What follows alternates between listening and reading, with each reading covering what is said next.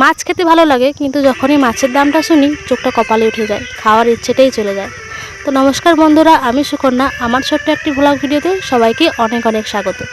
আমার এইটা ভেবে ভীষণ অবাক লাগে যে মানুষ যখন যেটা চায় সেটা কিন্তু পায় না, আবার যখন যেটা সে আশাই করে না সেটা খুব সহজেই পেয়ে যায়। এই যেমন আমাকেই দেখে নাও, গত 1 মাস ধরে চেষ্টা করছি যে বাবার বাড়িতে যাব, মা অসুস্থ, মাকে দেখতে যাব, কিন্তু কিছুতেই সময় হয়ে উঠছে না।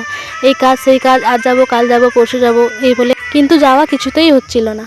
তারপর কাল দেখি মা হঠাৎ করেই ফোন করেছে যে ভাই পড়তে বাইরে চলে যাবে, সেই জন্য ভাইয়ের সঙ্গে একবার দেখা করার জন্য। সেজন্য আমি আর দেরি করলাম না, ভাবলাম যে যাই একবার দেখা করেই আসি ভাইয়ের সঙ্গে। সেই জন্য ভাবছি বিকেলবেলা বেরিয়ে পড়বো বাবার বাড়ি যাওয়ার জন্য। তো দেখো আমার কিন্তু স্নান করা হয়ে গেছে, আর এখন আমি চলে এসেছি ঠাকুরকে ফুল দেওয়ার জন্য, ফুল তুলতে গাছে। আর আমাদের এই জবা গাছটা দেখো কতটা লম্বা। তো ভগবান বোধহয় আগে থেকেই জানতো যে এর বাড়ির জবা গাছটা লম্বা হবে, সেজন্য আমাকে বোধহয় একটু লম্বা করে পাঠিয়েছে, যাতে আমি ফুলগুলোকে হাত বাড়িয়ে বাড়িয়ে তুলতে পারি। আর আজকে বাইরে যে রোদের তাপ, বাপরে বাপ, ঘাম বেরিয়ে একদম অবস্থা একদম খারাপ। সকাল সকাল যে গরম পড়েছে, জানি না বেলা হলে আরও কত গরম বাড়বে।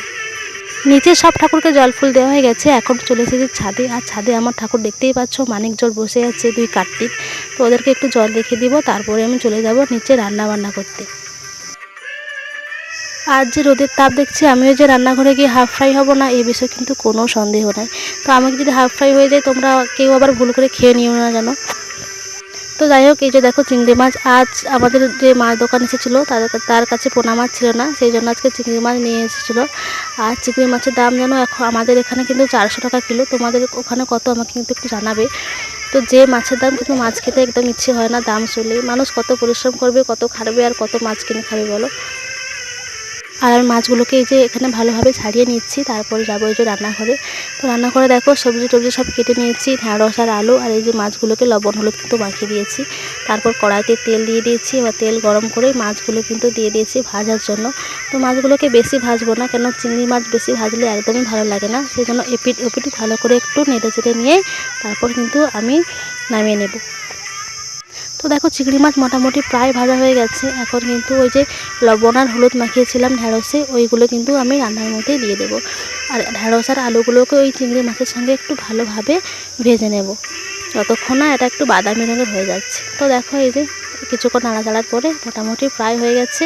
এখন এটাকে তুলে নিয়ে কড়াইতে আরও একটু তেল দিয়ে দেবো, আর তেলটা গরম হলে দিয়ে দেবো জিরে।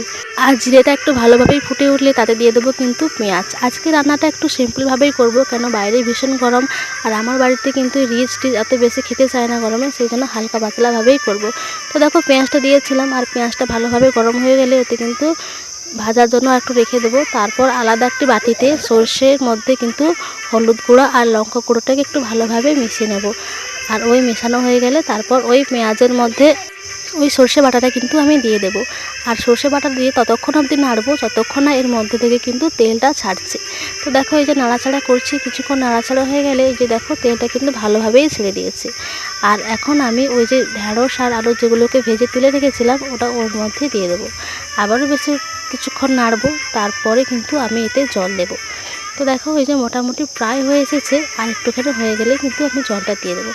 এই যে জল দেওয়াও হয়ে গেছে আমার একটুক্ষণ পরে, তারপর এটাকে কিন্তু রেখে দেবো ফোটার জন্য। তো দেখো কিছুক্ষণ রাখার পর এই যে ফুটে উঠেছে, আর দেখো প্রায় তৈরি হয়ে গেছে কিন্তু আমার রান্নাটা। তো দেখো দেখতে তো মোটামুটি ঠিকই লাগছে, আর খাওয়ার পরে তো বলতে পারবো এটা কেমন হয়েছে। আর আমি কিন্তু সবার খাওয়ার পরেই খাই, আগে থেকে কিন্তু বলতে পারছি না যে এটা স্বাদ কেমন হয়েছে। তো তোমরা দেখে মোটামুটি আন্দাজ করতে পারবে যে এটার স্বাদটা কেমন হয়েছে। হালকা পাতলা ঝোল সবার পছন্দ হতে পারে, আবার নাও পছন্দ হতে পারে, কিন্তু আমার কিন্তু এই হালকা পাতলা ঝোল এই গরমে কিন্তু বেশ লাগে। তো তোমাদের কেমন লাগে আমাকে জানাবে কেমন। তো চলো এই রান্নাটা মোটামুটি প্রায় হয়ে এসেছে, আর আজকে আমাদের দুপুরের মেনুতে কি কি আছে তোমাদের দেখিয়ে দেবো।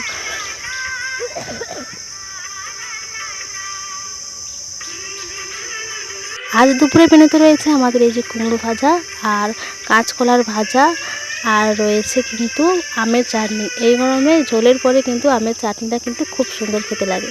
আর তারপরে দেখো রান্নার পরে আমি কিন্তু বসে গেছি কাঁচা আম নিয়ে, আমটা কাটছিলাম চাটনি করার জন্য। তারপরে একটুখানি মুখে দেখলাম আমটা কিন্তু বেশ মিষ্টি, সেই জন্য একটুখানি আগে থেকেই তুলে রেখেছিলাম যাতে পরে খেতে পারবো। আর রান্না করার পরে এই যে একটু ফ্যানে বসেছি, তারপরে কিন্তু এই আমটা খাচ্ছি। তো আমটা খেতে কিন্তু বেস্ট মিষ্টি। তো কেমন হয়েছে আজকের ভিডিওটা আমাকে অবশ্যই জানাবে। তো ধন্যবাদ সবাইকে, সবাই ভালো থেকো, সুস্থ থেকো, টাটা সবাইকে।